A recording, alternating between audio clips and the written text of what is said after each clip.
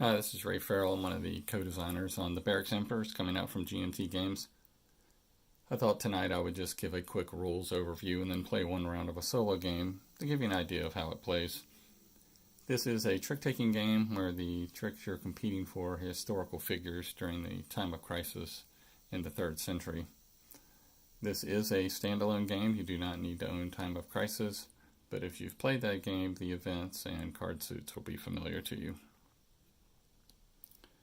The historical figures that you are competing for come in 3 suits.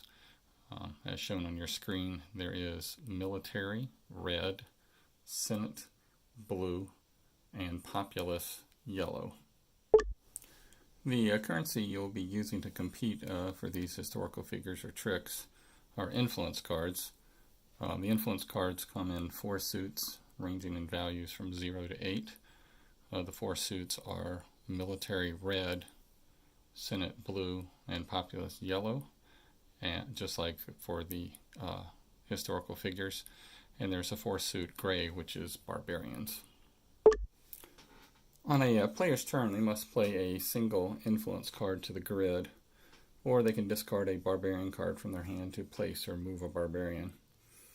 When playing an influence card, the card, when played, must touch the side of an historical figure where your faction icon is displayed. So for example, if I'm playing the sword faction, I can play this card here because, as you can see, it is touching this emperor on the side that has the swords displayed. I could not play the card here because even though it is touching an emperor, it's only touching it on the eagle side.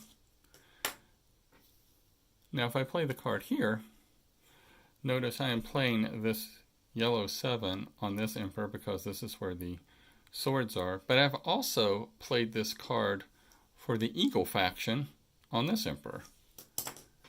And if I play this card here, I have played this yellow 7 on this emperor for me, also played a yellow 7 for the eagle faction on this emperor, played a yellow 7 on this emperor for the pillar faction, and played a yellow 7 for the wreath faction on this emperor.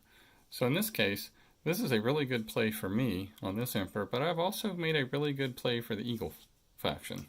So this is where the politics and the interlocking of the tricks make it not always a play your highest card, trump card on the matching emperor, because you may be helping someone else as well.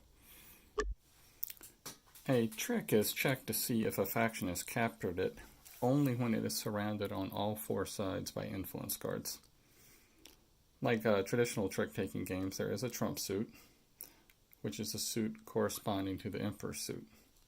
So in this case, the trump suit is Senate, and so the blue 4 would capture this trick even though the other 3 cards are of higher value because it's the trump suit. However, there is a twist. If any 2 card values, regardless of suit, match, those cards are ignored when determining who wins the trick.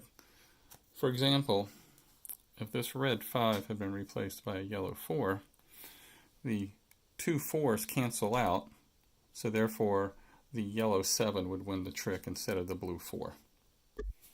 So that's a quick overview. There are more rules when dealing with 4 players, but that should be enough for you to understand what's going on in the solo game, which I'm going to set up and start here in a second. Thanks.